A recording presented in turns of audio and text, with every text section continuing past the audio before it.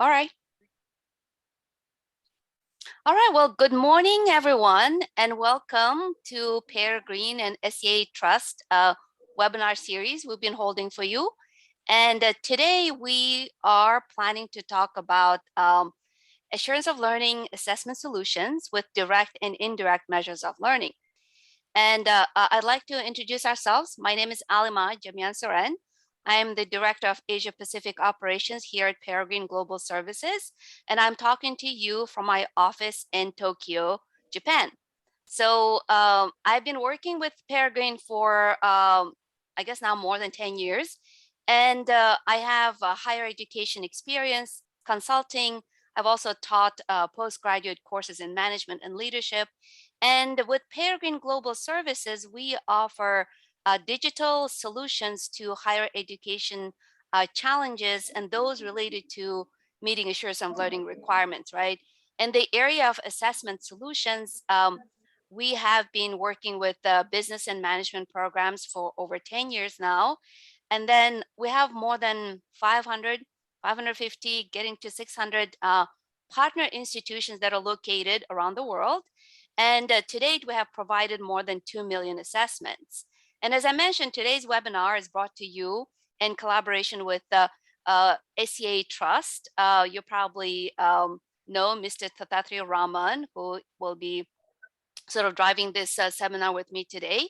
And we are happy and proud to collaborate with SCA Trust in order to provide our management schools with resources and services to enhance the quality assurance and business education. So Tathatri, would you like to say a few words? Yeah, thank you.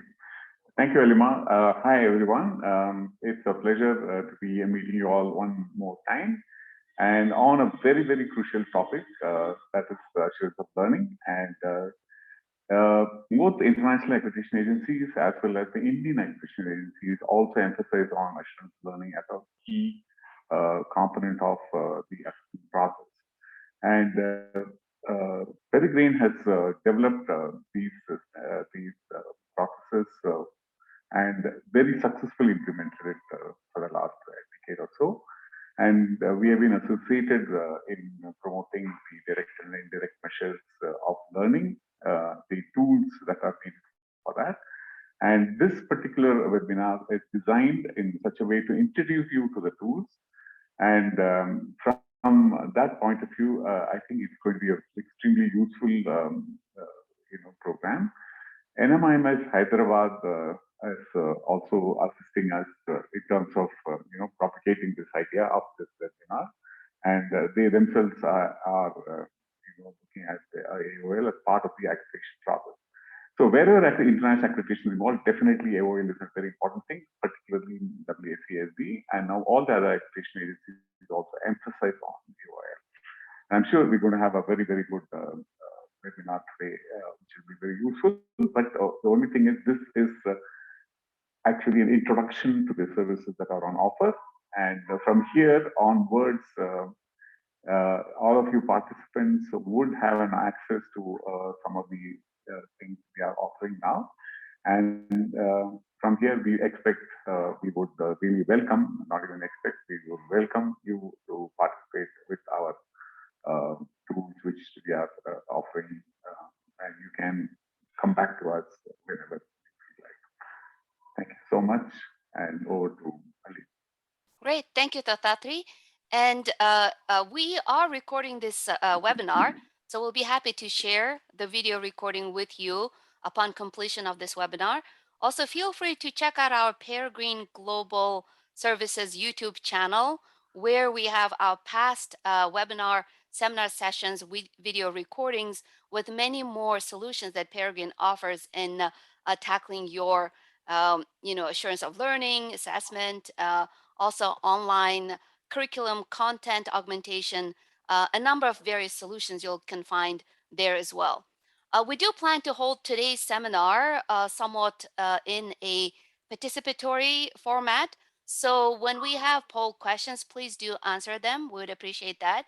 And if you have a question, feel free to raise your hand, ask it, or you can type your question into the question pan, And Tathatri kindly agreed to monitor the question and chat panels to make sure that your questions get answered. And then if we plan to leave some time at the end, 5-10 minutes, but depending, we have a lot of content. So if we don't get to your questions, you have our contact information. Feel free to reach out and ask your questions at that point. All right. So I'd like to start our seminar with a bit of inspiration. And this is one of my favorite quotes, and I'm sure you've seen it, by Nelson Mandela, who understood, of course, very well that changing the world in a positive way could be achieved through education, right? But most importantly, education that develops and encourages the use of critical thinking at its cornerstone, and that at the end will help the world to minimize the risk of falling into ignorance. And we are living in a precarious times, let's just put it that way. So these words ring true decade after decade. But as educators, we believe that we play a crucial role in improving the world we live in, right? And we do that by continually reflecting on and improving the quality of education we offer to our students. And we try to improve the educational experiences for our learners, who will at the end bring on positive changes in the world that we live in. So we are looking at the title of our webinar, and we're really looking to talk about what we're doing at our institutions to improve the quality through the notion of learning outcomes, right? How we use learning outcomes as a tool to improve our business education, the quality of our education that we deliver to our students. And I mean, assurance of learning, especially those of you who are going through accreditation, be it your national accreditation with the Indian Ministry of Education, or institutional, international, or programmatic, we are looking into, with the assurance of learning, to demonstrate through assessment processes that our students achieve learning expectations for the programs in which they participate. So the development, measurement, analysis of learning outcomes is integral into providing quality business programs at all of our institutions. So I did have a video, but let me just kind of, not to take bandwidth, move on. So we are talking about measuring student learning, right? Student learning outcomes. And why are learning outcomes important in higher education? So essentially, we've made promise to our students that when they complete our business programs, they will have acquired certain knowledge, right? Competencies and skills, which they can apply to their workplaces upon completion of our programs. Then how do we know we are delivering on those promises to our students? And how do we ensure that we continue delivering on those promises? So the answer is by setting effective and measurable learning objectives and also measuring them. And learning outcomes are important because they help us to measure what we expect our students to know and be able to do once they complete their studies. But also they help ensure a process of continuous improvement is in place at our institutions, not just as kind of once in a while kind of event that has to be done in order to meet accreditation standards, but it's part of our culture, right? Part of our decision-making process to use the data to have, these student learning performance information in order to remain transparent and accountable. And also, as we all know all too well, and it's used quite abundantly in higher education circles to close the loop. But I think it's just the phrase that really hits the nail on the top, right? It is an idiomatic phrase, but essentially it, tells us what we need to do. Simply put, it means that we offer a process of evaluation and analysis, and we use those analyses to make changes to academic programs to help improve any areas that are not meeting our stated learning outcomes. So the whole idea is from this process, we, determine the areas that need to be improved, right? And then essentially we, go through the process of collecting the data, analyzing the data, using the data and the analysis in order to make decisions about changes we need to make. And once we make changes, have those changes we made, uh, have the intended impact. And so once we, travel through this whole process from the beginning to the end and continue within is the whole concept of the closing the loop. So there's of course great nexus between quality and accreditation, and measuring learning outcomes, right? Setting your goals and objectives are a requirement by essentially all quality assurance accreditors, be it again national Indian accrediting agency or international accrediting agencies or programmatic and specialized accreditors. And we at Peregrine work with all the major international accrediting agencies, both for institutional and programmatic accreditation. So almost all of the accreditors, as mentioned above, do require you to have identified and defined your learning objectives within the established framework of your quality assurance processes. And those involve direct measures and indirect measures of learning resulting in your programmatic evaluation. All right, so I just want to kind of set the stage up so we are, have covered the requirements and the needs and then the whole nexus. So we work with all major accreditors, as I mentioned. Here is where AACSP talks about programs need to have AOL processes that include direct and indirect measures for ensuring the quality of all degree programs for accreditation purposes, right? And then if you are getting accredited through ACBSP, ACBSP has a whole standard devoted to learning outcomes assessment, which is which requires internal direct measure, indirect measure, comparative measure, and of course, longitudinal measure of your learning. And if you're working with IACBE, they also have key learning outcomes, which include critical thinking, teamwork, communication, and leadership, in addition to core business knowledge areas, and then AMBA and so forth. All right, so here I would like to launch my first poll question. If you could answer, and I just wanted to get an understanding of where you are within your institutions, right? Does your institution have a formal continuous improvement process? So the first response is yes, you do have it all in place. The next is you might have some parts of the formal continuous improvement processes in place, maybe some other parts you would like to improve, or you could be right in the middle of creating the whole process, right? Which would be wonderful timing for us to meet today as well. Or you may not have a formal process. So you might have some of the, ad hoc meetings and discussions, but you may not have regular formal, processes and cycles and meetings and analysis of data put in place. All right, so I see our responses coming in. Appreciate it, and I would like to see so far. I'm happy to see about 40% of you say you do have a formal continuous improvement process in place. And so that's really good audience I have today. And the numbers going up actually. And the rest is sort of divided up between the other three categories. And I'd like to see sort of good number of you to respond, make sure that I capture as much of your responses as I could.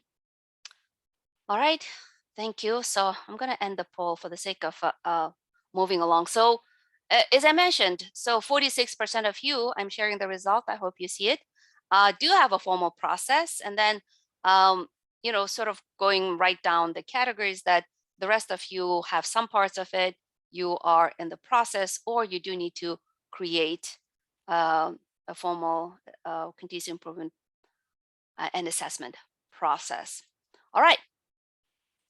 So that's good to know. Thank you for responding to that poll question. And so I've been doing these seminars and webinars, with many different audiences, right? And then it's kind of depending on each audience, there is sometimes more need to get a better understanding in terms of background knowledge, but then sometimes audiences need more information about the nuts and bolts of our assessment tools. So today I'm going to kind of mix and match. So I can definitely expand and go in any of these categories further, but please contact us, reach out to us if you have any questions. But so I wanted to kind of touch base on how can schools now meet all these requirements, right? So assessment of student learning is fundamental to the assurance of learning process. And it is, most often is part of the quality assurance and accreditation requirements, as we've just talked. And then the question remains, how can we meet these requirements? So let's start with the Deming cycle for continuous quality improvement. You might be familiar with Mr. Edwards Deming and his PDCA a process, which is a great place to start. And we have, adapted Deming's cycle for quality improvement into higher education. And the way we did it is, we turned it into sort of higher education continuous improvement cycle of student learning, where it provides us with a systematic way to review our learning outcomes assessment data for better decision making, right? And then so we'll take a look at these different steps that essentially focus on, plan, do, study, and act. Where Peregrine comes in is we come and help you with the last part of the Deming cycle. But of course, you get all the information you need in order to be able to close the loop, essentially. So one of the most important parts of this cycle is to establish clear learning outcomes at the program level, right? Which are not to be confused with learning outcomes on the module level or course level, depending on different education systems, you use different phrases. But we do need to determine what is it we want our students to know and be able to do upon completion of an academic program. So one of the tools that is often employed when writing learning outcomes is called the Bloom's Taxonomy of Learning, which provides us with a list of action verbs based on each level of understanding and learning, right? And then this list assists us in creating learning objectives that are descriptive, that are level appropriate, but most importantly, provide us with the measurable and effective objectives. So often when we look at learning outcomes, they're sometimes written in a vague way that makes it very hard to measure, right? So we cannot simply just say students will understand marketing. Now, what does that mean to understand specifically, right? It is not appropriate to use the word understanding in creating learning objectives because it is just too vague. So, however, we can measure if students are able to summarize, if they're able to infer, compare, or interpret. So as you can see from the list, the right-hand list that we want, it's the right-hand list that we want to actively employ. And with the help of these action verbs, we can create measurable learning outcomes. So just shows the direction of the level, right? Here's an example of learning outcomes by academic degree level. So as we move up the degree level, we are moving up the higher levels of Bloom's taxonomy, right? So we're using higher levels of competencies as we move up the degree level. So we have, the bachelor's, master's, and doctoral programs listed here. And then this is an example of a partner school that gave us a permission to use it. So they have 8 essential learning outcomes. And for example, there's the core business law, the core business knowledge learning outcomes, right? At the bachelor's level, it reads as apply major concepts within the traditional areas of business. When we move to that's number 4. When we move to the master's level, it goes to demonstrate knowledge of business concepts and functions in an integrated manner. And then at the doctoral level, it becomes more in terms of demonstrate advanced knowledge and competencies in a major field of study or business in this case. And then at times, at the doctoral level, they have to come up with, new knowledge. They have to contribute to the field of their studies. And in terms of critical thinking, you can also see demonstrate, integrate theory versus integrate divergent and contradictory perspectives at a doctoral level. Now, the next stage is how to identify your objectives, benchmarks, and how you will put into place these assessments. So these usually go together since the tools you use to assess will often dictate the objectives, benchmarks you will choose. So now that you have created, sorry, I went a little too fast, but you get the gist of it, right? So now that having successfully created your learning outcomes, you need to define your objectives for each of the learning outcomes. So here is, the MBA learning outcomes plan with objectives that helps you to, set those goals along with your student learning outcomes and along with the tools that you use. For example, if we come to that business core, number 4, the learning outcomes, your objective could be, for example, 80% of your graduates will receive a score of 70% or better on each of the 10 core business competencies on the end of program comprehensive exam. So comprehensive assessment, in this case, they actually use our tool. So, and I'll show you what our tool looks like. For critical thinking, for example, the learning outcome of an MBA program, we've just discussed in our previous also slide, integrate theory and practice and the process of complex problem solving. The objective could be 80% of graduates will receive a score of 3.5 or better on a 360-degree evaluation of their critical thinking skills. And we also have a tool for measuring soft skills or critical thinking, or what's called the professional skills or career readiness skills. And one of them could be critical thinking competency, and then we use it. It's called the value skills, and I'll be happy to share information about it at another time. We also have a webinar we've held. You can review the recording of that previous webinar. All right, so we have created the learning outcomes and the corresponding objectives. Now we need to come up with ways to measure it. So we know that assessment tools used to measure learning outcomes, they need to be as much as possible objective, comprehensive, and to have the results that can be measured, right? But the challenge for the schools is to identify efficient, economic, and also effective processes to conduct these assessments. And then we saw in your poll responses that more than 50% of you are in the process of either augmenting the existing partial assessment processes, or you're in the process of creating, or you need to create new systems in place. Moving up moving around the Deming cycle of quality improvement, we are coming to this point of our continuous improvement cycle where we have identified the outcomes, identified our objectives, and considered a process. Now we consider the assessment tools, and now we move to the collection and analysis of the data, right?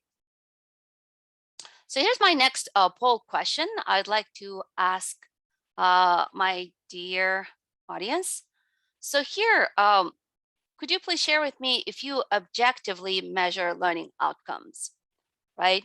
And most schools, you are required by national accreditors, and also as a program, as an institution, you need these data, right, to know what you're doing well, what you can improve. And but the challenge, as was shown in the previous slide, do you have an objective way to measure the learning outcomes?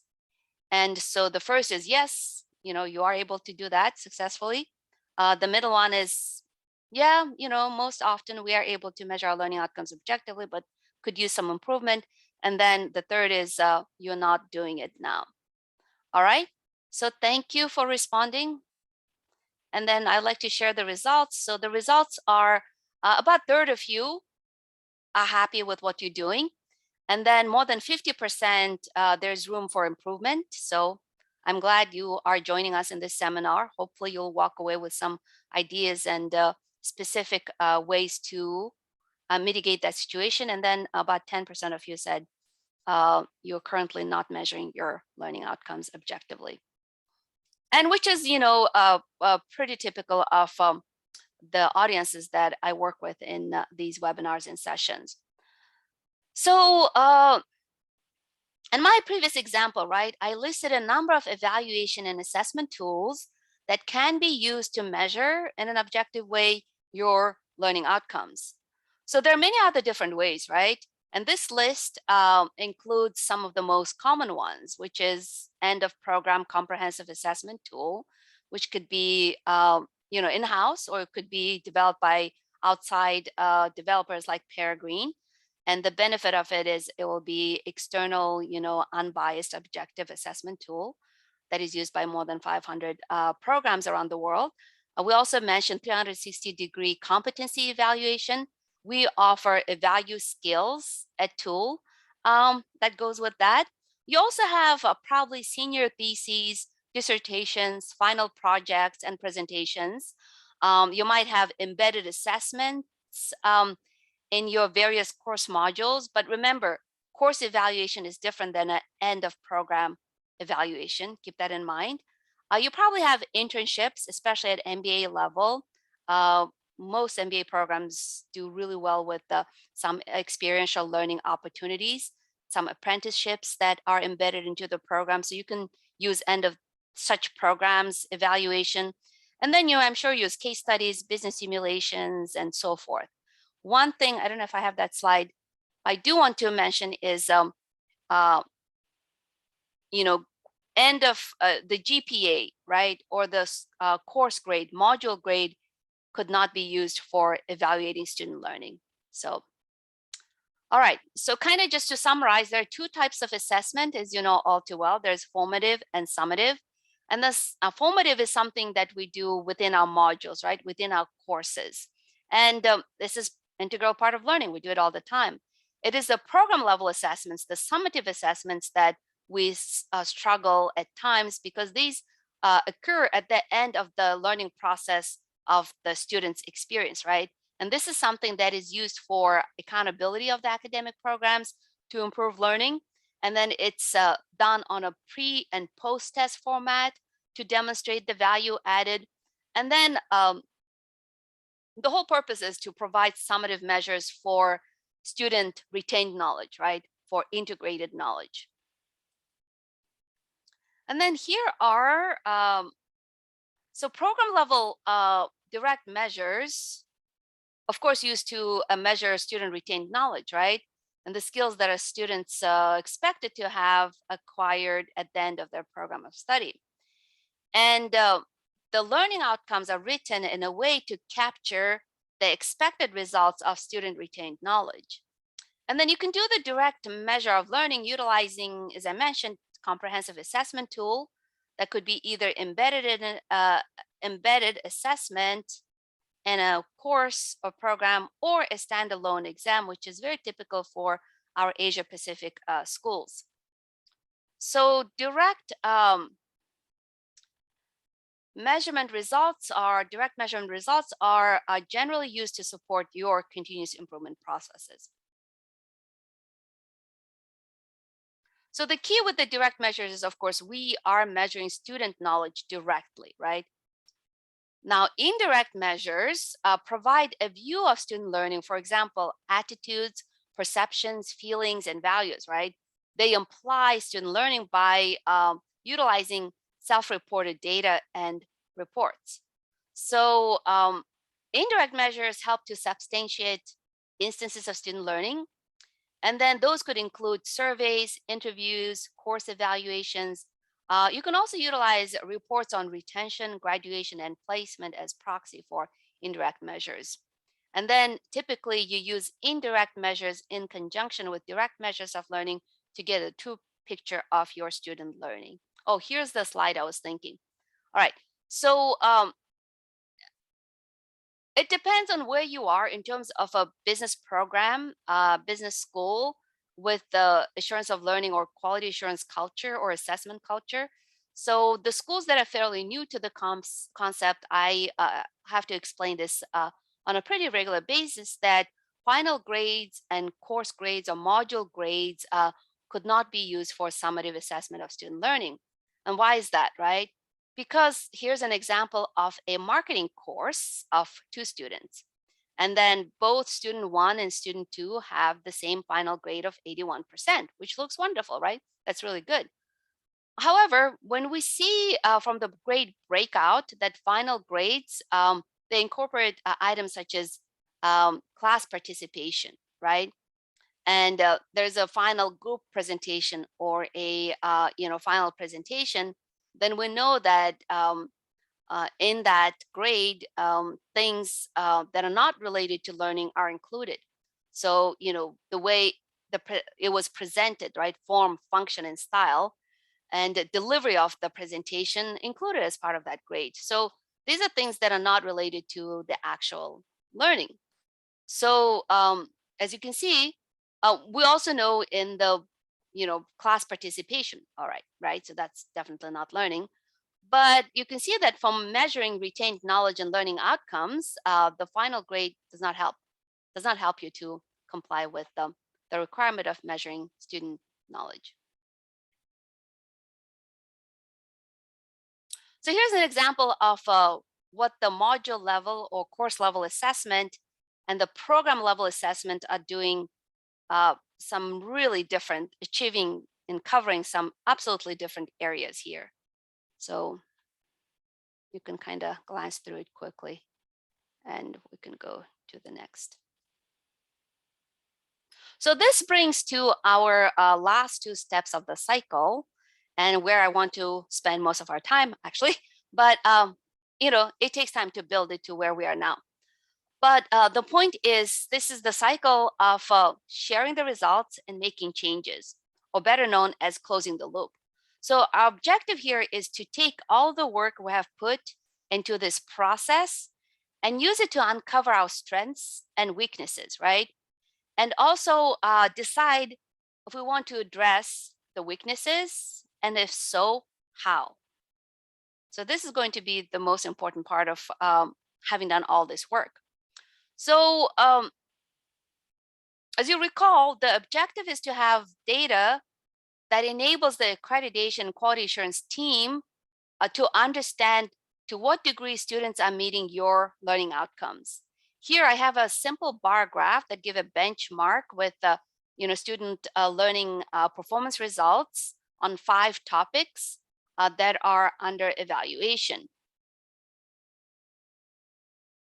So this actually comes straight from our one of our reports, which is actually just got updated, so you'll get even better graphics and representation of your data in those reports.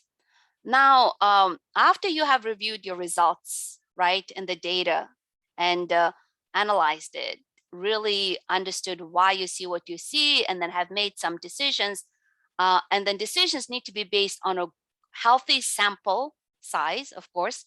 You can't make decisions based on 20, 30, 50 students results, but if that's all your graduates, that you work with what you have, but you want to make sure you have a good healthy sample, but also you want to make sure that what you see is an established trend. It's not a fluke in the data, but also you want to make sure that what you are looking at is an area of your focus, right? So after having reviewed the results and understood your results, you need to determine if you should make any changes based on what you see. So here's a quick table that gives some examples of what possible changes might take place after looking at the results. So it's kind of nice, neat way of an action plan, simple layout where you list what kind of changes, improvements would you like to implement. And unless you put a time deadline, it's hard to sort of wrap up an action or complete something. So be detailed with what kind of action is required and set some deadlines to complete. But also the way I'd like to approach it is lay out what kind of desired outcomes you want to see out of these actions. So that'll really help you to, once you have implemented the changes, to see if you indeed achieve the intended impact. So, and also I can also add another column for someone who is in charge or accountable for each of the different actions. So as a complementary resource for your time and for you joining us in today's webinar, I will offer you, I'll send you a link and access to the Assurance of Learning workbook that we have put together at Peregrine. And we have an online course that we use in some of our assessment workshops. So you will have a chance to actually, if you want, take this course, let me know. And then the purpose of this course is to teach the concepts, principles, requirements associated with assurance of learning, especially for the higher education officials seeking initial accreditation or reaffirmation of an accreditation with your national, international, institutional programmatic accreditors. And so it's a great resource. So I'll be happy to share. And also I will be happy to provide you an access to what we are going to talk about next, which is what are the solutions that help you make your assessment processes effective, streamlined, and your implementation more effective, more efficient. And you want a solution that is economic in terms of not only finances, but use of your faculty time, your resources and efforts, right? So there are two solutions I'd like to bring to your attention in terms of addressing measurement of student learning outcomes. And one is, as I mentioned briefly, is value skills. So the soft skills are important to success in the workplace and life too, right? These skills can be taught and developed with experiential learning, but it's always difficult to assess them, right? And even to trying to put a development program or program that helps our learners to attain these competencies, it's very helpful to know what, our learners know, what they don't know, or what they need to know. So this is a really cool assessment of soft skills, professional skills, career readiness skills, or critical thinking skills that you can utilize in order to cover those areas. So we have had a seminar on this topic, and we have a video recording.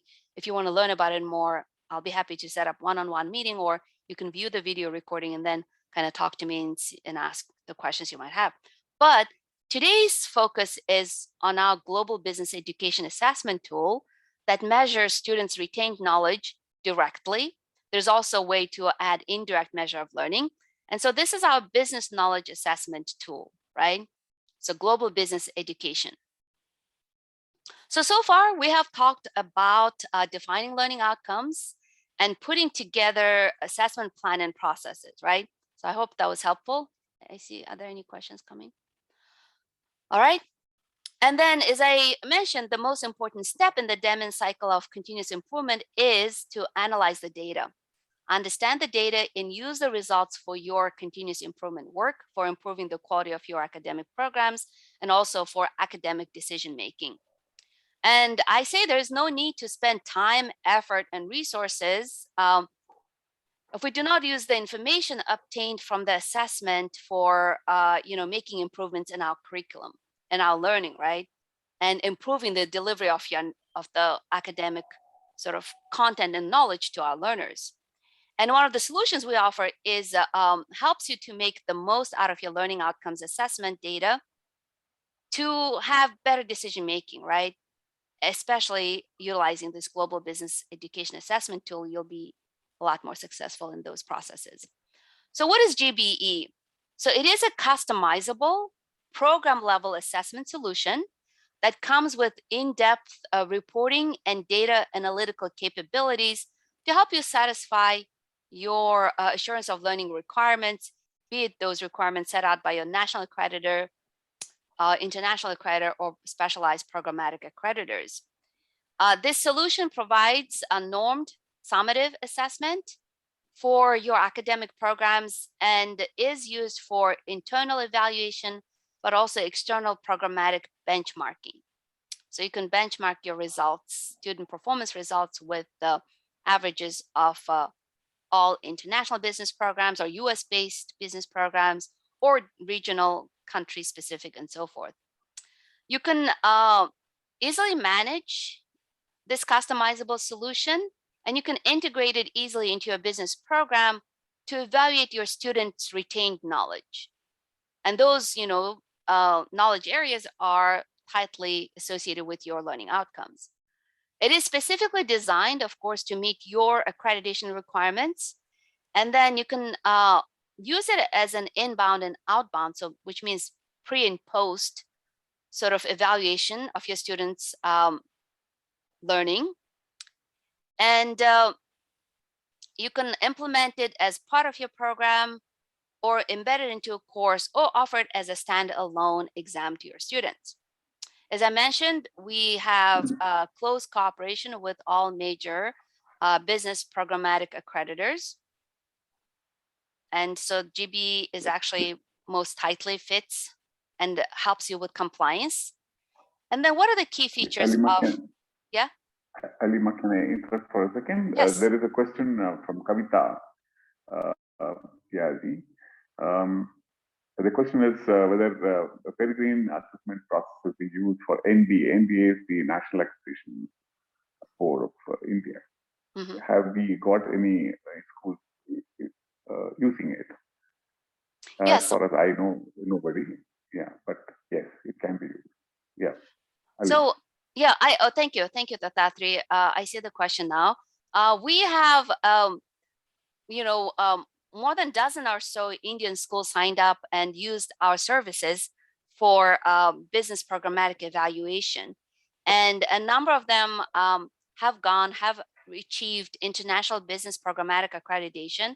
And then in terms of have they used it for NBA specifically, I will have to check with the individual schools. And if they have the data, if they have measured the learning outcomes, if they have the analysis, and if the NBA asks for measurement of learning outcomes, this data is absolutely perfectly usable for your NBA requirements. And if you wanted to talk to any of our schools in India who are currently using our GB assessment tool, I'll be happy to connect you to them so you can talk directly to them, how they use it, how the process have been for them. And I'll be happy to provide that connection for you. All right, thank you, Kavita. All right, thank you, Tathatri. So what are the key features of this GB assessment tool?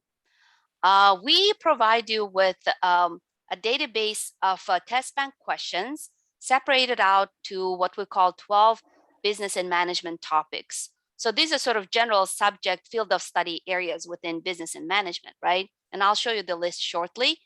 And you can integrate it into your learning management system if you use Moodle, or if you use a Blackboard or any of the LMS. So that's a nice feature. But also, we offer you two separate test banks for undergraduate programs and for postgraduate, or what we in the US call graduate level programs. And then when you sign up to use our service, you have administrator access to the client admin site, which is available to you 24/7. So you'll be able to manage all your student registration information, but most importantly, you can live track student progress, and you can access student results immediately. You can run all the reports on your end, though we have a team of client engagement managers who can help you to generate the reports, who can assist you in interpreting the reports as well. And one of the advantages, we provide you a wealth of data where you can benchmark your students' results and performances against various averages, right? And then those averages, as I mentioned, could be based on institutional demographics, region, country, US versus international, and so forth. When you sign up to use the GB assessment tool, you don't have to have proctoring services, because we have designed it so this could be offered without a proctor. And the reason why we're able to achieve that is through a number of safety and security measures built into the exam platform. One of them is offering questions randomly to your students from the test bank of thousands of questions. Oh, this actually is a repeat. I mentioned about benchmarking, right? How are you able to benchmark, all these student learning performance data across different countries and regions? And the reason why we're able to do that is because the GB, the business assessment exam, is offered in 7 different languages. And then, so when students take this assessment, they're not taking English proficiency exam. We're really measuring students' knowledge, retained knowledge in business management topics. So because of that, we have wonderful aggregate averages and benchmarking available to you. So I mentioned our test bank covers 12 business management topics, right? And this is the list of them. So it's pretty typical of, what most management programs, business programs offer to undergraduate students. And then to the graduate MBA or master's programs will consist from any of these topics, right? So I have a 13 as a custom topics because we have a capability to upload your test bank questions and offer it as part of custom topics. But in the case of our Indian schools, we actually have 3 additional custom topics that are specific to the country requirements in accounting, business finance, and then legal environment of business. So you can include that on top of the 12 that we offer. When I talk about customization, right? So we have this list of 12 business topics. So you can actually, let me go back. Depending on your program's learning outcomes, depending on the focus of your program, you can choose to select or to exclude any of these topical areas, right? So I was just working with the KCT business school in India. They are administering inbound and outbound program level pre and post tests to their students. And I know they have an exam of 10 topics. So there are definitely 2 areas that they do not have coverage, and that's by design because they decided as a program they are not going to focus on those 2 areas that they excluded. And I mentioned the inbound and outbound assessment approach, right? So outbound is easy enough. That's the end of the program, summative assessment, comprehensive assessment you offer to your graduating students. And actually, by the way, especially if your graduate students like in large numbers in springtime is the time when you don't want to lose the opportunity to collect all this great data from your graduating students. So if you're able to sort of lay your ducks in a row in a sense, try to collect outbound data just to get familiar with the process or with the data, with the reporting. So even if it's in a smaller volume, if you can do that springtime, try to collect the outbound data. But what is the value of the pre-test, right? So for example, say your outbound, graduating students perform at 70%. And that's really good because we're looking at a comprehensive assessment, retained knowledge at the end of the program. But then depending on your incoming student demographics, right, that 70% could mean different value. For example, if your students were coming from, I don't know, maybe just predominantly private schools and somehow they had some intro to marketing, more and more high schools now do that, right? Some business management background coming into your program. So say the inbound exam, they tested at 40%, right? So 40% incoming, I'm just making up numbers, 70% outgoing. But what if your students were coming from high schools and predominant demographic areas where they didn't have exposure to marketing concepts or management concepts before entering college or maybe in graduate school, right? So then your students might be entering at 10% on the inbound exam. So the value you have created for your learners from 10% to 70 tells a totally different story than a value that you created from 40% to 70%. So when you have these data, you can use it for recruitment purposes.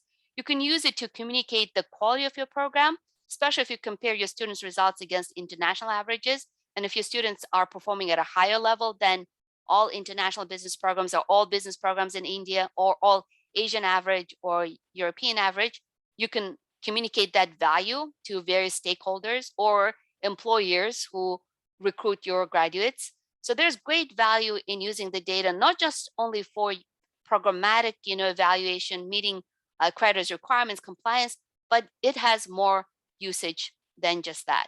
So that's kind of something I wanted to stress with the inbound and outbound. All right. All the reports are broken down by topics, but also by subject level areas. So you're getting a lot of detailed information to use for your academic evaluation purposes. Here's an example of a business integration, strategic management topic that, bigger subject umbrella divided into 4 to 8, which we call topic is the business integration strategic management. And that's divided into these 4 to 8 subject areas, which should align with your learning outcomes. All right, so in the time remaining, let's see if there are any questions. I wanted to cover on the reports, and then I can spend a lot of time on the reports, but I wanted to kind of walk away from is we have amazing, expansive reporting capabilities. So we did all the work for you to automate the process, to streamline the process, but we actually dissect and analyze the data so you can get the data and sit down as a team, review the data and results, communicate with each other to understand why you see what you see, and then aid you in that, making improvements, identifying where to make improvements, but also making improvements and then sort of testing it and see how successful you have been with the changing your program and did you meet the intended impact of your changes. All right, so here's we are talking about closing the loop, right? So I wanted to think about it and answer this question of, to what degree do you close the loop using your learning outcomes data? And especially, I think about 40% of you said you have a good formal process in place. So that's wonderful.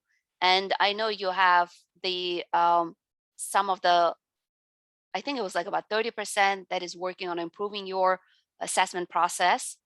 And then you might have a process in place, but are you able to have part of the process devoted, actually chunk of it should be devoted to discussing the results and discussing what changes to make and how to make those changes. All right. So here are the responses coming in. And then, you make the changes. Most importantly, the changes you've made, did they have the intended impact, right? So those are the, cycles that should be part of the closing the loop process. And are you able to have that as part of your process? All right. Okay, thank you.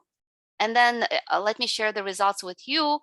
And I'm happy to see that 67% of you said you are able to close the loop partially. And there's always place for improvement, right? And I'm happy to see 22% are doing it successfully. And then 11 or 10% could use some assistance or could improve the process. All right. So the reports, so we kind of group our reports into individual student result-based reports and programmatic evaluation reports and the supplemental reports. So individual is like, all the reports for your individual students, be it pairwise, be it learner assessment report is our new report. And so it's, all your students' result by topic, by subject, with the percent of questions answered correctly, and it's wonderful. And for those students who have taken the pre-test inbound and outbound after 2, 3, 4 years of going through your program, we'll be able to generate pairwise report. For your programmatic evaluation, we have the longitudinal report, and this is your trend, especially, we're talking about closing the loop. Once you have started the data cycles, used it for several rounds, and then made changes, this is where you can see, did the changes you make have the intended impact? If you wanted to compare and really look closely at your internal evaluation, that's your internal analysis report. If you wanted to compare your student results against these different aggregate averages, you're going to use the external comparison report, as I mentioned. And then if you wanted to compare different programs' performances against each other, if you have multiple majors, multiple concentrations, if you wanted to see, did the marketing students perform at a higher level on marketing topics than accounting major students, this is the report you can run. And then you can also cut and slice your students into all sorts of different cohort groups, right? Adult learners, if you have multiple campus locations, if you have online, purely online program students versus hybrid. So these are all the reports available to you. In terms of supplemental reports, you can get all the data by different aggregates, which schools make up each of the aggregates. You can, there's a great skill, I can talk about it another time, but we talked about direct measure. We have a complimentary student survey you can attach to the outbound exam. So that's free of charge. And that would be a student survey. And then in that student survey, you can include some indirect measure questions, right? So with one tool, with one sort of administration of a comprehensive assessment, you can get both direct, indirect measures, and then we'll provide student survey summary report of those results. And then the student survey questions could be very flexible to open-ended, Likert scale, multiple choice, so forth. So that's available to you.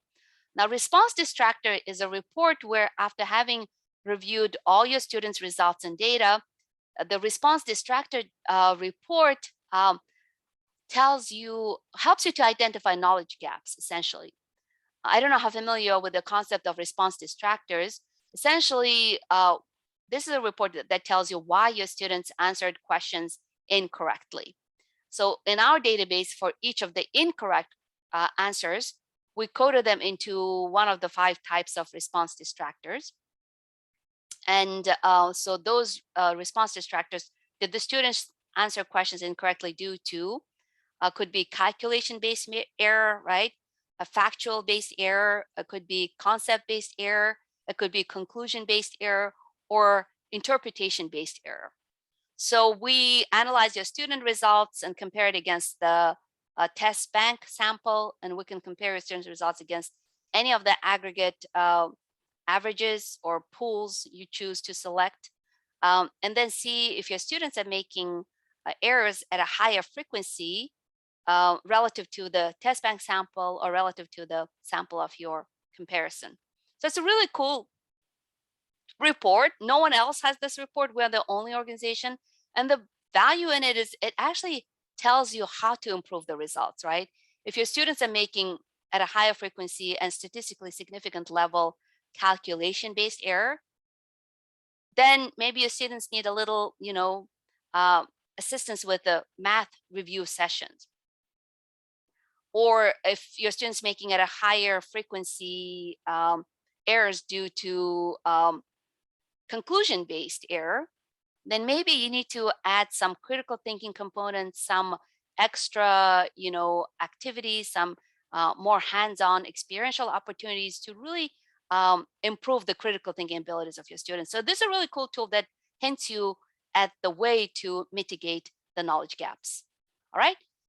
So in summary, the GB assessment tool is able to provide you with a cost-effective, practical solution, online streamlined solution to the evaluation of your learning outcomes, program level learning outcomes, and then most importantly, provide you with actionable data that you can use for your continuous improvement work, right? And using Peregrine's assessment service, you're able to map your learning outcomes to the exam topics and subjects, set targets and objectives, externally benchmark student performance results. You can also integrate the student survey in order to get indirect measure of learning.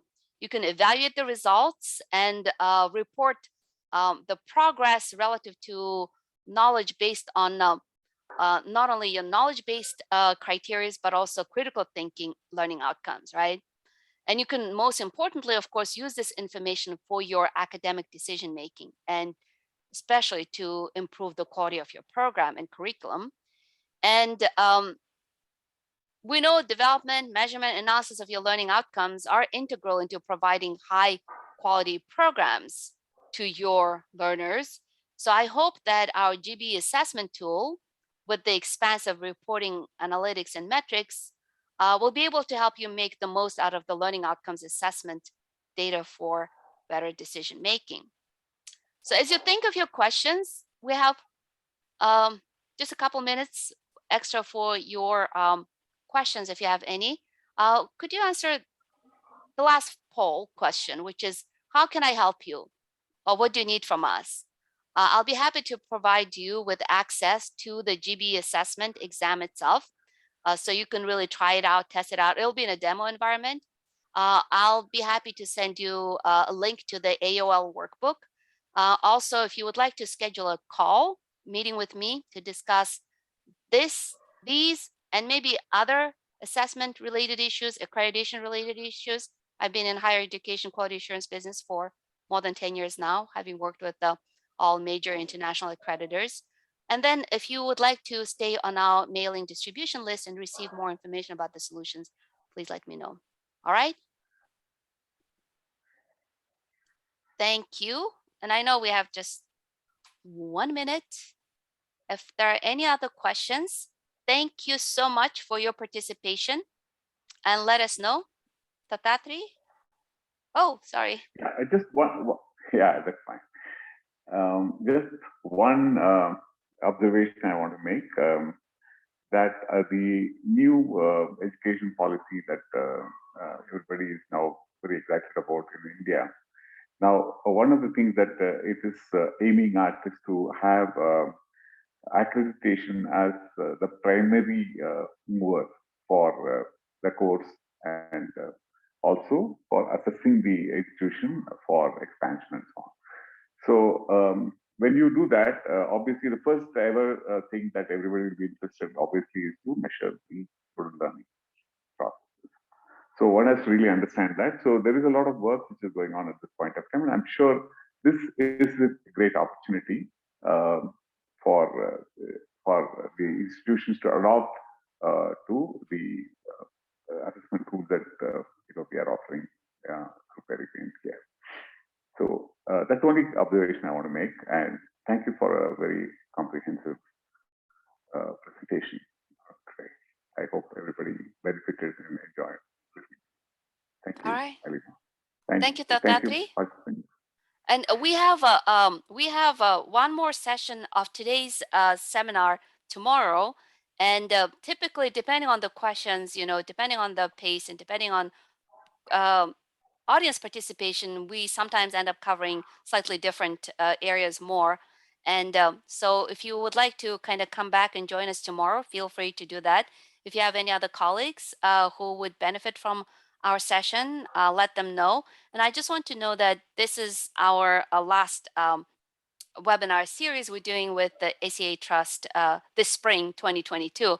And then we'll do the next session. We'll let you know. And thank you so much, Tathatri, for your partnership and for all of you coming to join us in today's seminar. And I hope you have a wonderful rest of the day. Thank you.